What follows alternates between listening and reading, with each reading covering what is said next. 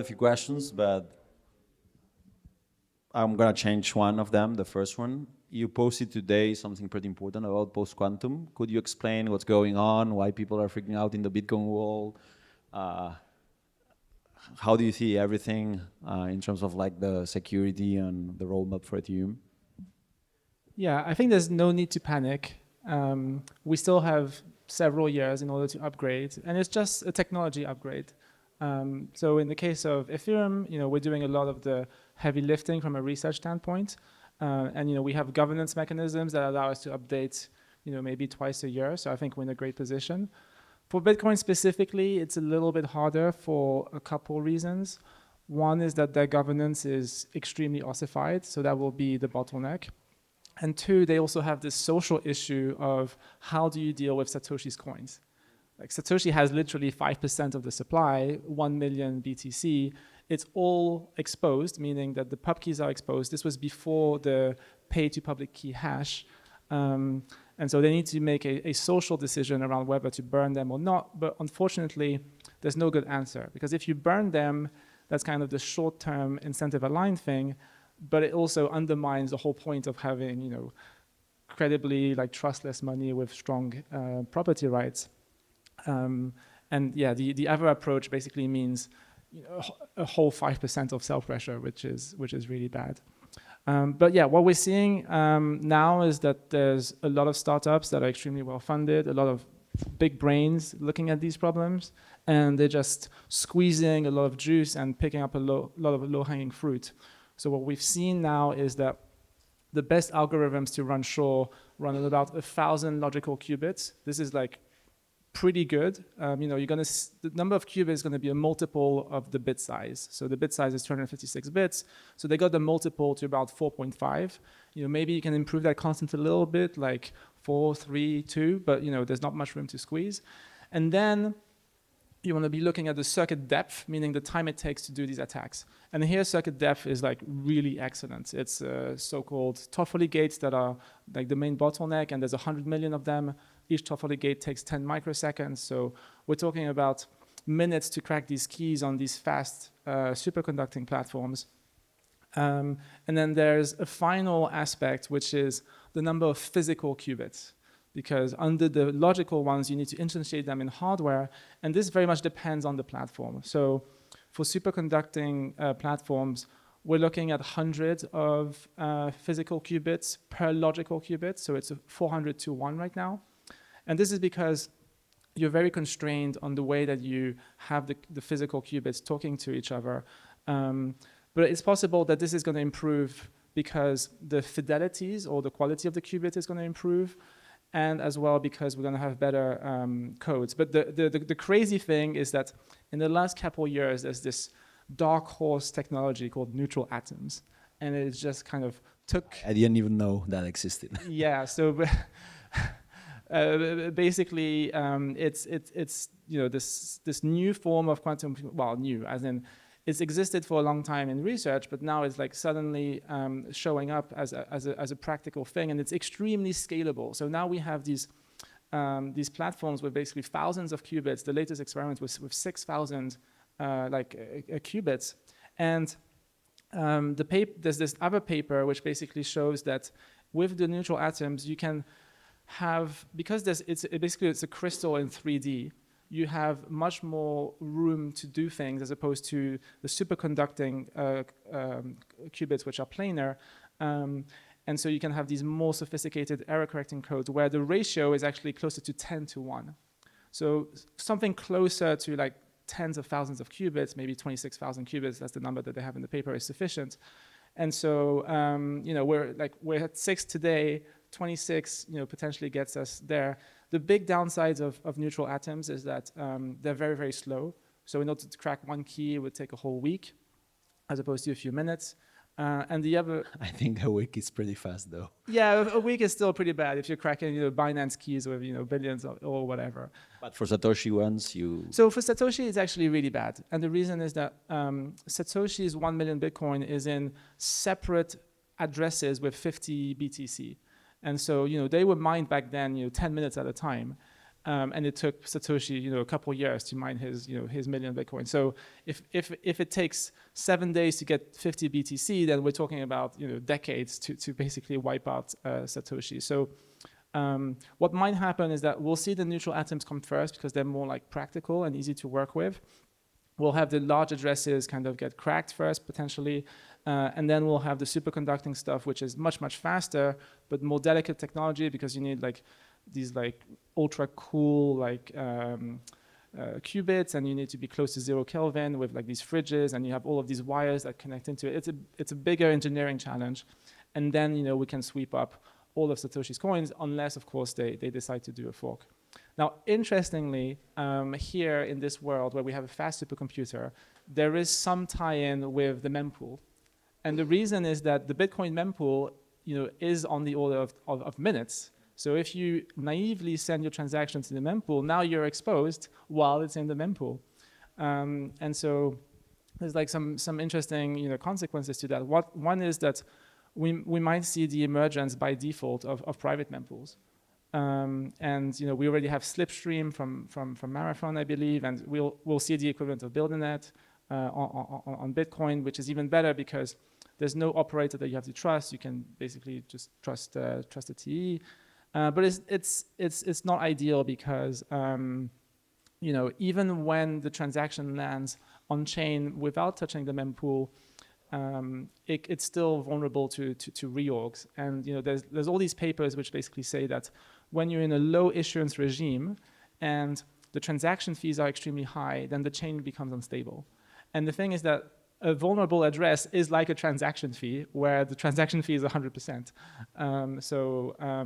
We might see Bitcoin become extremely unstable in this era if they haven't upgraded their cryptography. But we're working with Blockstream, of all people, and we're hoping that they actually use pretty much the exact same solution that we're developing. And the strategy here is to have an industry standard that anyone can just copy paste. And if Bitcoin and Ethereum have this standard, then all of the other chains should easily copy it. I would be very happy if that happens for multiple reasons. First, because Ethereum would be like exporting technology to Bitcoin. That's pretty crazy. Also because the LIMBM that the EF created is super simple in some way, and it's inspiring Cairo, and I invested too much time of my life in it. So it's like, okay, I did something that was not for nothing. It's useful. Moving into separate topic, but that is related. Do you think this is bullish on Ethereum? Like, I have a Bitcoin tattoo, and I'm worried I will have to erase my Bitcoin tattoo and put an Ethereum tattoo. I still think Bitcoin will most likely make it. We're talking to the Blockstream folks. So they have Jonas Nick, who has been at Blockstream for many years now. He's one of the OGs, and he's been very receptive to the ideas that we've put forward, and he has a lot of influence, and he's very much on the ball. We're also working with Mikhail Kudinov, and interestingly, there's a bit of a story here. So he was a PhD student, and the Ethereum Foundation wrote 4 separate papers on post-quantum signatures with him. And then he got hired by Blockstream. And so we kind of had this relationship, and he's our man within Blockstream, kind of our mole, if you will, acting as a bridge. And Blockstream recently hired 2 developers, they're brothers, and they basically, these 4 people are working on hash-based cryptography. And it doesn't take an army to do the R&D. And I think these 4 people are sufficient, especially when you collaborate with the Ethereum Foundation team. But yeah, the main thing that needs to happen is a social thing where you have people like Adam Back saying that it's going to take decades before we see quantum computers. And my hope basically is that Adam, just eats some humble pie and says, actually, I was wrong. The data shows that actually it's coming faster than I expected.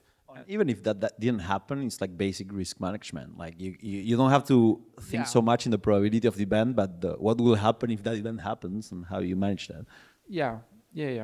And like one issue with all of the blockchains is this idea of signature size. So ECDSA is extremely efficient. It's only 64 bytes per signature. And the smallest NIST-standardized signature is called Falcon. That's more than 10 times larger. It's 666 bytes. And so if you take a blockchain and you naively swap out ECDSA for these NIST-standardized schemes, you're going to drop TPS by 10x. So if you take Bitcoin as an example, it would go from 3x to 0.3, sorry, 3 TPS to 0.3 TPS, which would be a non-starter. And of course, Bitcoin is not amenable to increasing block sizes so easily. That's another whole social issue. And so really, for most blockchains, if not all blockchains, we're going to need this technology called signature aggregation, where you take multiple large signatures and you compress them into a proof, which gets amortized across all of the signatures. And ironically, if and when Bitcoin adopts Lean VM, which I think they will, it's actually going to be a scalability increase. And the reason is that there's about 10,000 signatures per block in the Bitcoin block. And so if you look at the signatures, that's about 640K kilobytes of signature data. But the proof sizes that we have is only about 100 kilobytes.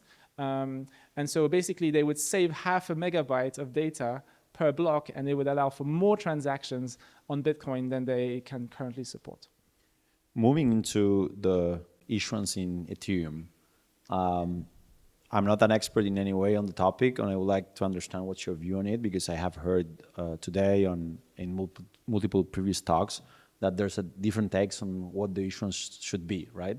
And that's a social and political discussion. So how do you see things there? Yeah, so my take hasn't changed for several years now. I think that we made a big mistake with the beacon chain and the way that we set the issuance curve. And I told Vitalik, for example, that if we had set a different issuance curve back then, no one would have cared. We would have just done it and done it correctly from day one. But unfortunately, we made a mistake. And the mistake is that we're incentivizing every single ETH holder to become a staker, because there's this guaranteed minimum, UBI, if you will, of 2% yield just for staking, and 2% is an enormous amount. And so the cost of money of not staking is very high, and this has all sorts of ripple effects with LSTs, with DeFi, and with economic bandwidth, and also in terms of just wastefully printing ETH. Which is bad fundamentally because it's more sell pressure, and it's also bad mimetically because we're losing on the opportunity to have ultrasound money. Now, the specific proposal basically is let's just have a soft cap for the total amount of ETH that can be staked, and the way that you implement this is very easy. Is as soon as the total amount of ETH staked gets close to the cap, the issuance goes to zero. So the main kind of question is what is the cap? And my personal opinion is we should just keep it simple, just say 50% of all ETH. So that would be roughly 60 million ETH, and then call it a day. But there's some bike shedding also on the exact shape of the curve. And I think what should happen is that we all just come to consensus on some solution, because the bike shedding is just it doesn't really matter. There just needs to be some change, and it will be so much better than the status quo. And I think there's an event very soon, maybe tomorrow, after tomorrow, some sort of issuance event. So if you're interested in issuance, contact me, and maybe you can get an invite. Cool. So the next question I have related to this is okay, then what's Ethereum? At the end of the day, is it a settlement layer, a world computer, a monetary asset, everything at the same time? What's your take? Because the narrative has been changing, but in many ways, I think it's all the things at the same time, but we prioritize one thing depending on the moment. So how do you see things?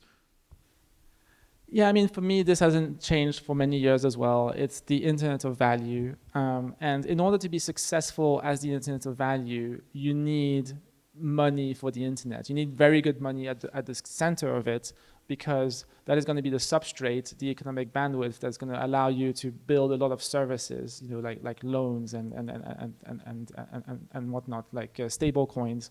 In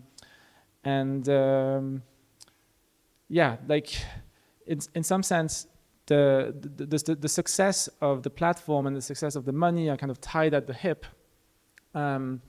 And this is, I think, is why those who are pushing for ETH as money are really helping the platform, and vice versa. Those that are helping the platform are helping with ETH for the money. And one of my theses is that we're going to have winner take most platforms. There's only one internet. There's only going to be one internet of value that captures 80, 90%, 99% maybe of all economic activity.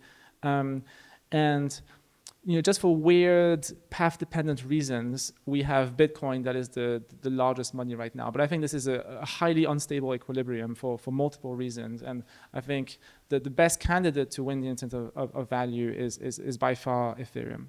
We just need to keep believing and keep building. As I said before, I have a Bitcoin tattoo on. My soul in some way was always more tied. I always loved Ethereum too, and I built in Ethereum. But I for different, I don't know, like open source, cypherpunk. The first love in crypto was Bitcoin.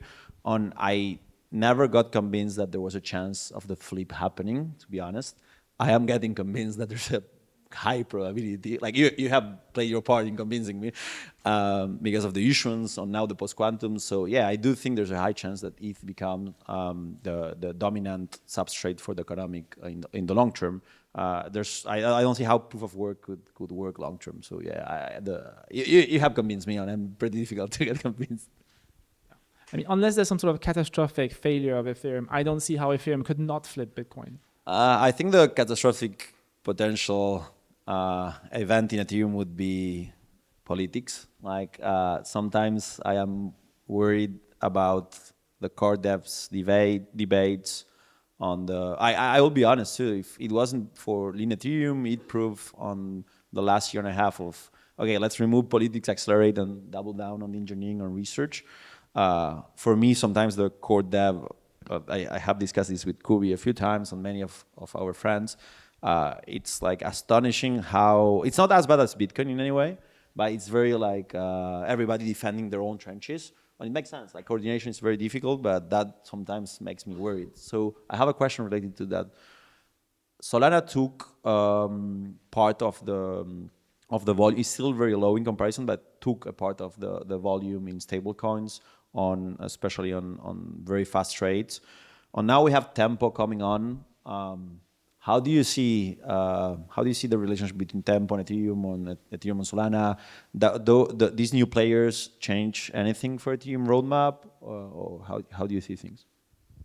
Okay, so you said several things that I want to comment on. The first one is the politics and the devs and whatnot. I mean, I think there is actually a positive spin on the politics, which is that humans, in the case of blockchains, might provide friction as a service, right? Like we're going to be in a world where everything moves so fast, code is free, and we do value things like robustness and security, and eventually immutability and ossification on the right time frames. Having a process that slows us down, potentially artificially and frustratingly, can be healthy. I mean, it's unhealthy when you have, either big opportunities or like big systemic risks that you need that mandate some sort of big change. But by default, if you're in a good place technologically, then actually this friction as a service is a fantastic thing because it prevents takeover at the social layer. Okay, now the second thing you said is that Solana, is starting to gain share in stablecoins. I mean, this is kind of a joke. Okay, let's look at the numbers. So Solana has, I believe, something like 2.8 billion of USDT, the USDT being the largest stablecoin. Ethereum has closer to 100 billion. It's like 40x difference. There's not On the volume? No, like the issuance. Yeah. But I mean on the volume. Yeah, but volume is game. It could be game. A difficult metric to work with. Yeah, it's extremely gameable, and Solana has a long history of gaming metrics. This is the thing that they've done for basically since day one. They've been gaming the metrics. And then when you look at USDC, I believe it's something like $8 billion on Solana and something like $80 billion in the Ethereum ecosystem. So, the ratio of stable coins on Ethereum to stable coins on Solana is actually much greater than the market cap ratio. So in that sense, kind of Solana is overvalued relative to Ethereum, and I think Solana is, you know, highly overvalued. Now, tempo. You were asking, does that change anything? My hot take here is that it doesn't change anything. I mean, let's see what they ship. I'm not super, you know, excited by what they're building, but, you know, I want to give them the benefit of the doubt and see what happens. But yeah, like I do have like a little bit of a personal story where I've never shared this publicly, but basically like Paradigm kind of owes me a little bit of money to pay for some expense or whatever, and I've been, you know, telling them, can you pay me in, you know, USDT or USDC or Ether, and like they're unable to make the payment. It has to be using PayPal or something. And now, you know, that tempo is out. Maybe I can email them and see if they can finally pay me in crypto for this invoice. I'm not gonna comment. Okay. Yeah. Next question. One of your recent posts on efforts from the IAF was to publish Strawman. What do you see of its impact on the transaction supply chain? Can you share a little bit how you see things moving forward on the supply chain, on the transaction rates? Yeah, there's like a few places where there's intersection, right? There's EPPS, which I'm sure has been discussed at length today. There's encrypted mempools, and then there's also APS.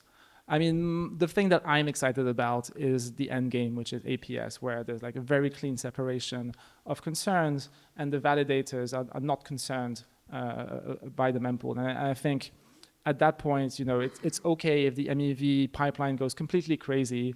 And, you know, there's kind of this mental model that even if the MEV pipeline was controlled by the devil, Ethereum would still do extremely well, right? You wouldn't be able to censor because you have fossil. I mean, that's another thing that's coming that I'm very excited about. You wouldn't be able to front run because you have these encrypted mempools. You wouldn't be able to cause, you know, liveness failures or safety failures. Basically, you wouldn't be able to do anything. And because there's this competitive dynamic, you end up in a position where, you know, all of the economic activity just enters Ethereum in a very efficient way. Cool. Another question I have is that you have mentioned that some protocols items are rewrite class. How do you balance the rewriting on pushing forward dynamic where you want to change everything with sometimes being a very stable chain that we want to make sure that is the internet, like the basis of internet of things? Yeah. So when I kind of had this Beam chain talk in you know, at DEF CON in late 2024. I think most people didn't fully understand that talk. I was very bullish, and I was on Twitter, and I was like, why people are not happy?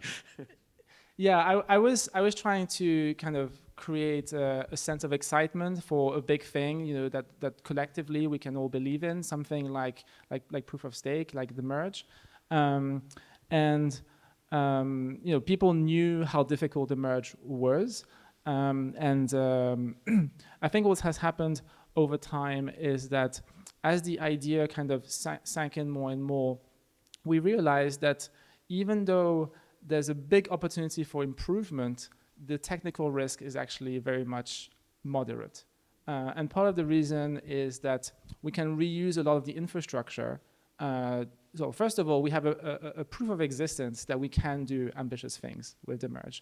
Secondly, we have a lot of infrastructure that was developed for the merge that we can reuse. So for example, we didn't have a DevOps team before the merge. We didn't have a security team before the merge. We didn't have protocol guild.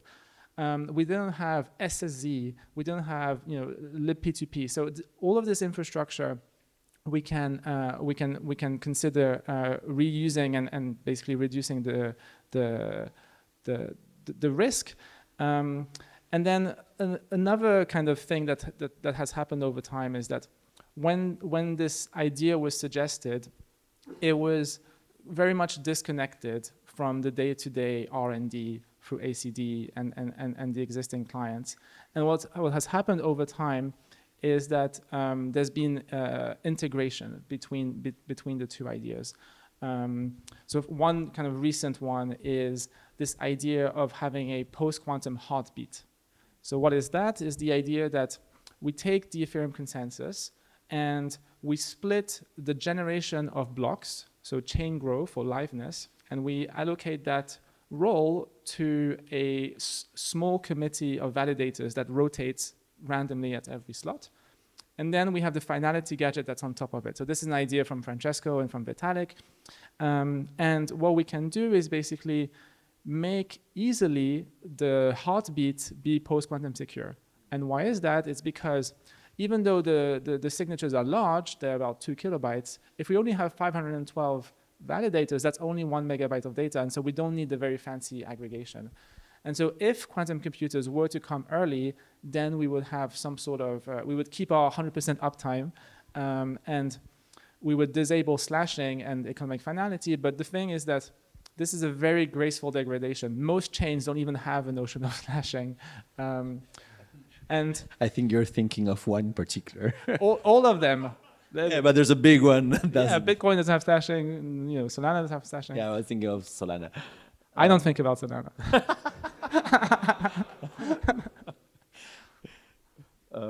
Okay. Sorry, do you want to finish anything? No, I mean, I guess once you have the post-quantum heartbeat, you need infrastructure for the existing validators to register their post-quantum pub key. And so this is like incremental stuff that we'll do along the way.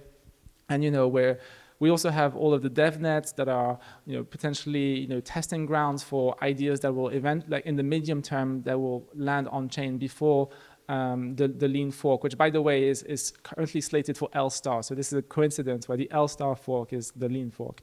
But yeah, I have only 2 more questions. Mm-hmm. I asked you this the other day, but I want to hear it here so other people hear it. Do you think, first, when do you see ZK in DOL 1 on 2? Like, do you see it before lean Ethereum? In which timeline? On 2, do you think ZK is going to change in any way the block building pipeline? Yeah, so for the L1, once we have so-called mandatory proofs, you will have to submit a ZKVM proof with your block. Otherwise, it's just invalid. And so what that means is that the proving is actually going to be subsidized indirectly by transaction fees and by MEV. And the builders will have to find a way to build the blocks, to prove the blocks. So they can either do it in-house, and this is something totally doable because the builders are DevOps experts, and proving is just a DevOps job. Or they can delegate to an entity like the relays. And actually the relays are well positioned for various reasons. Like one is that they can amortize their infrastructure, proving infrastructure across all of the builders, including the smaller builders for which it would be more of a high barrier to entry to have this proving infrastructure. But also the relays are the very first entity that know which block won and therefore can start in the very first millisecond the proving process. And that has various advantages because it means that you can have bigger blocks that take a bit longer to prove. I want to double down for a second on something you said. First of all, don't you think EPBS, the second part, changes something for the relays? On 2, you said the builders are DevOps experts on proving is going to be DevOps. But don't you think that having some cryptographic advantage in terms of being able to prove something faster might give an advantage to a particular builder? Yeah, so we're actually trying to minimize the delta between the proving effort for average case blocks and the top percentile of hardest blocks, worst case blocks. And part of that is done through so-called repricing. So we're going to reprice some of the opcodes in G star, in H star. And I think right now, the ratio of kind of worst case to average case is about 4x. and that needs to go way down, much closer to 1. So hopefully there isn't that much of an advantage. But if there is an advantage, then there's also potentially going to be competition at the relay level, like who can provide this best proving service. And I forgot the rest of your question. If EPBS, the second part, doesn't right. change the landscape in terms of like. Yeah, so EPBS, I actually have decided to not look into it, partially for mental health reasons. I am on your side. But I'm curious to see how what is the actual effect. Like one possibility is that Nothing. That is definitely a possibility. Yes. So there are like a bunch of services, and people don't realize this, that the relays provide. And if the builders go directly to the proposer, then those services will cease to exist. So one of them, for example, is this notion of cancellations. So sometimes you regret making a bid and you want to retract it as fast as possible.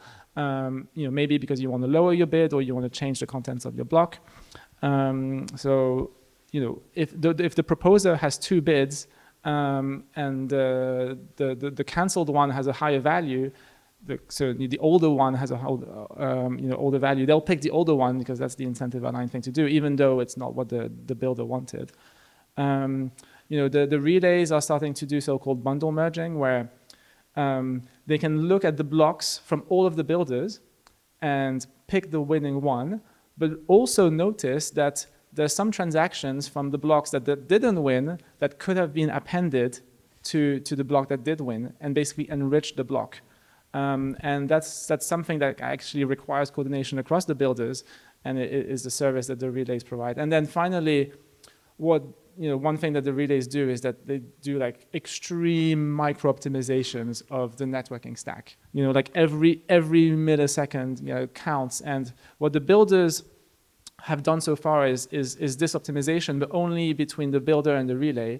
Basically, the relay to the validator is done by the relays, and there's a lot of diversity of networking setups in this last mile problem, and it's just a lot of work that every builder will have to redo, especially the small builders.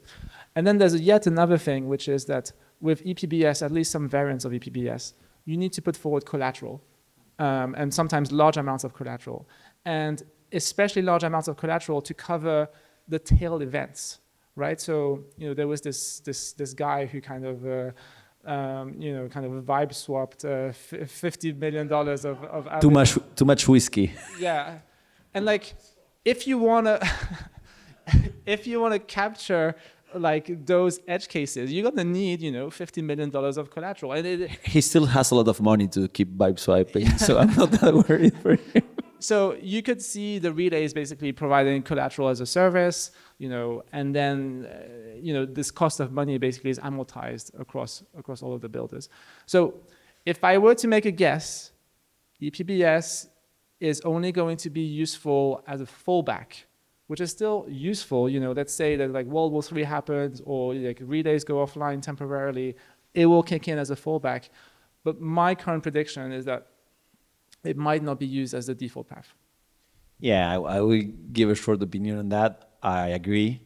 My issue is that I don't think I'm not sure if it was a big priority for Ethereum. That was I think sometimes the politics and the prioritization for the roadmap should take into account like more strategic decision making. But yeah, it's politics, and we have to debate everybody has its take on something different.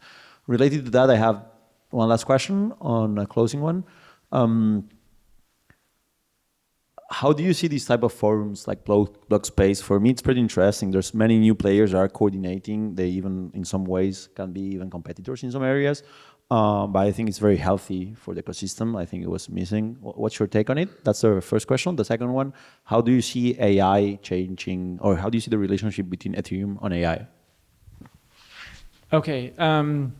So for Blockspace, I'm actually very excited because in the sense it's a retake over Build.net. Like Build.net was kind of this promise that it would be like some sort of a decentralized platform where we could have like this rich substrate for innovation and collaboration. And I think it's just been like much harder to execute on the vision than expected. There's all sorts of hurdles related to TEs, related to governance, related to latency, related to order flow, blah, blah, blah.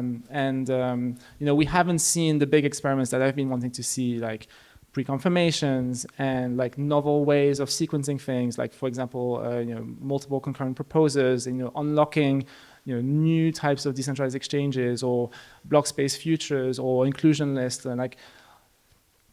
and so I think it's healthy that there's kind of like more competition, in these platforms. Yeah, the crazy thing is that there's competition, but also a lot of coordination. Like that's what the interesting thing I see here is like it's crazy for me. Like there's so many players that in some ways they compete, but they also coordinate to create something bigger. Yeah, it's a co-opetition. Yeah, in some sense. Yeah, exactly. And my understanding is that like Blockspace is kind of seeded by the top players. At all layers of the stack, top builder, top relay, even like the middleware with commit boost, and it really from an engineering standpoint, like just utterly dominating the space. And so I think at minimum they'll be successful just because of the zero sum games, right? Like the best yield or whatever, the best blocks will be built quite likely through Blockspace. And that alone, will distinguish them. But I'm not really excited about the zero-sum games. What I want to see is this platform being a substrate for positive-sum games where we have a lot of innovation.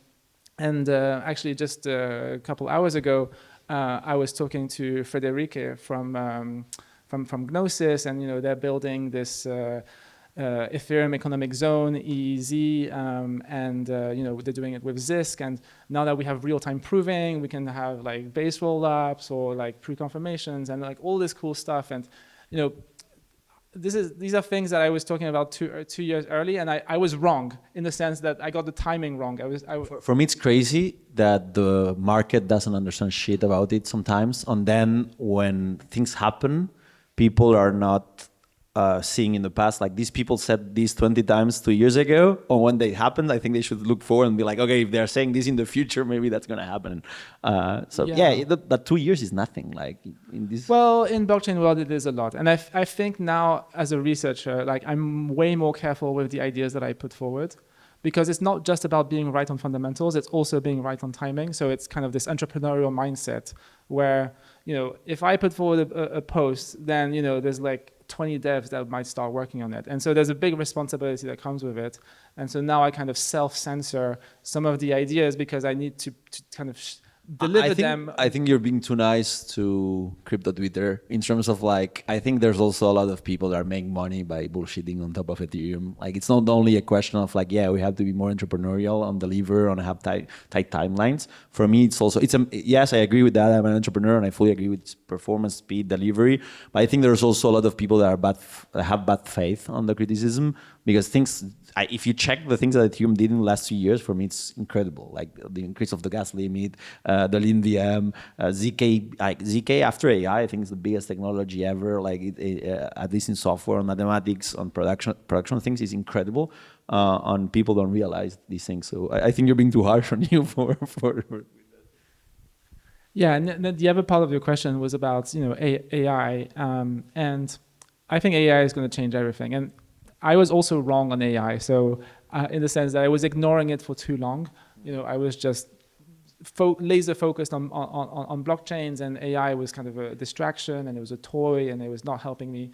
But something clicked in December or January. Opus 4.5. Yeah, basically, yes. And now I'm like all in on AI, and like the very first use case is formal verification, and we're seeing this absolutely amazing inflection point. So, if you had looked, 18 months into the past, AIs were capable of generating proofs for mathematical statements that were maybe 10 line long. The proof was 10 line long. And then in February, we had a proof of the Polyshock-Spielmann lemma, which is this key lemma in hash-based snarks.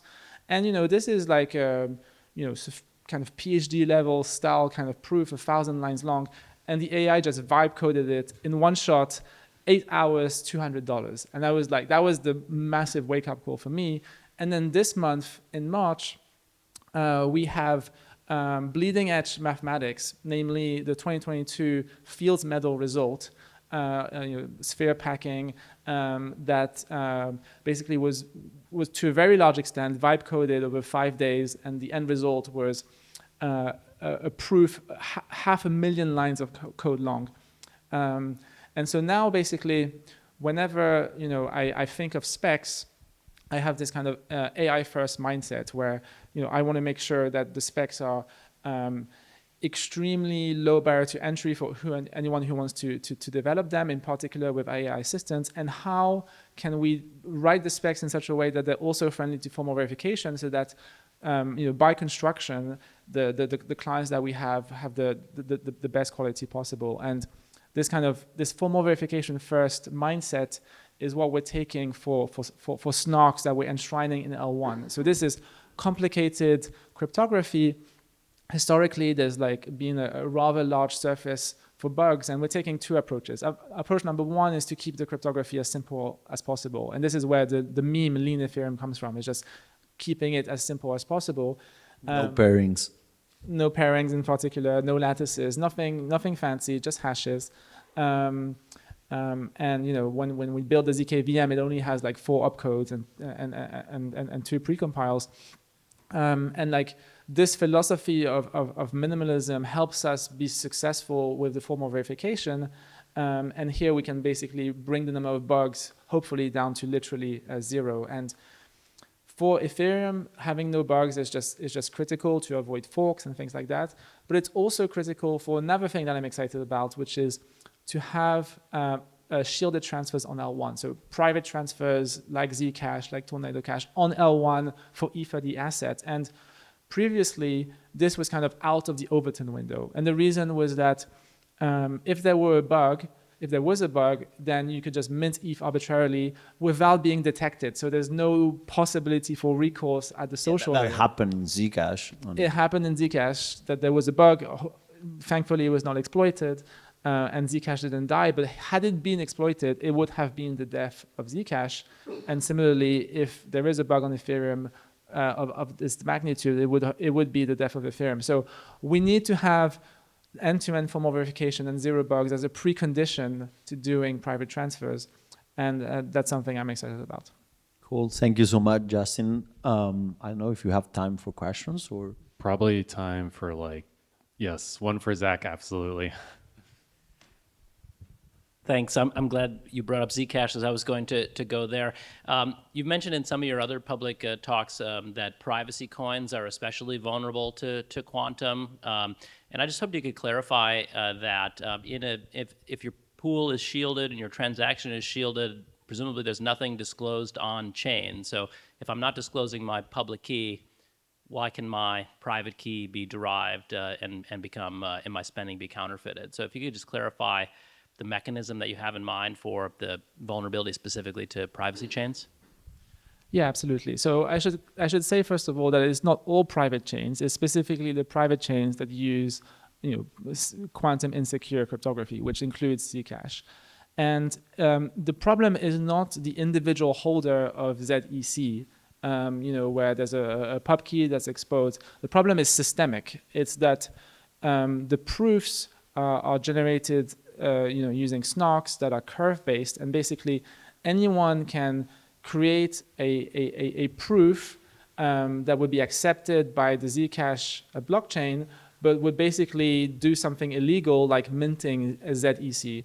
And so basically what you can do is you can mint an extremely large amount of shielded ZEC and kind of just send it to people and receive goods and services and money or whatever it is. And that would basically be an inflation bug.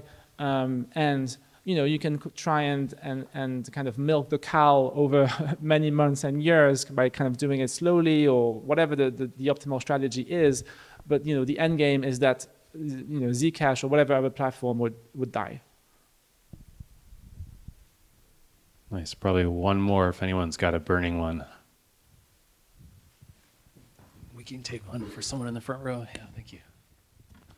Thank you. This was the most entertaining panel of all of them I saw. But my question is, you spoke about building new use cases. The most people in this industry, since not even 1% of the humans are onboarded, they're mostly using blockchain for financial use cases. But with Ethereum and so many of the smart contracts and ERCs, there's so much possibility to make complete new use cases, such as, for example, I was in IBM Hyperledger Fabric 2017 in an enterprise blockchain firm, and they integrated it for minting GPS coordinates on-chain, like real use case, connecting smart contracts to Internet of Things devices and stuff. How do you see this? Because I see this use cases big time coming, especially with all these new infrastructures, account abstraction and all these things, because they absolutely can make for the layman, for the not known person, the perfect entry point with social logins and all these things. Do you see these other use cases? Because I believe they can easily double and triple the users. And I see the Ethereum infrastructure as the best of it, also when you explained the Solana thing. Yeah. I mean, use cases is not the thing that I think about. I only think about infrastructure. But like, there are a few use cases that are kind of obvious. Like, one is stable coins that seems to be working. Another use case which might work in a big way is kind of yield on your stable coins, like banking. Like, a lot of the time, the yield that the banks give you is just insulting, right? Like, in the UK, it might be like 0.1% per year, which is much less than inflation. And really, you should be receiving yield that compensates for the cost of money if you borrow it out or whatever. There's also basic stuff like payments, like cross. IDs, I mean, marketplaces. This is the thing that got me, actually back in the Bitcoin days, and I was building on top of this protocol called Open Bazaar. And the dream was that we could build peer-to-peer marketplaces like Uber, like Airbnb, like Kickstarter, without the intermediary that is, costing a lot, not just through the fees that they charge, but through the incentives of siloing themselves and keeping all of the user data private and preventing innovation and composability with other platforms. And so, permissionless composability, permissionless innovation, like these are, abstract concepts, but I do believe that they could lead to very powerful network effects. And so far, what we've seen is just baby steps where we have single applications. So we have like store value, we have payments, we have yields, we have loans, we have all of these things. But what I want to see is composability. And this is why I was so excited, a couple of years ago to really hop in on this idea of synchronous composability, because if you do composability asynchronously, your application just becomes much more brittle, much more difficult to build, and oftentimes the surface for expressivity of your app just reduces. And so I think now with real-time proving, we need to have this kind of composability first mindset and think about network effects. And hopefully, eventually, we'll end up with marketplaces where you take identity plus stable coins, plus reputation, plus escrow, plus yield, plus all of these modules, and then you bundle it up into an open protocol. And my hope is that, in 10 years' time, maybe, or whatever, we'll see Open Bazaar come back to life, and we'll see, legacy platforms like Uber, Airbnb being a thing of the past. Awesome. And with that, that's a wrap. So appreciate everyone hanging out for the day. Yes. Thank you, Justin and Fede.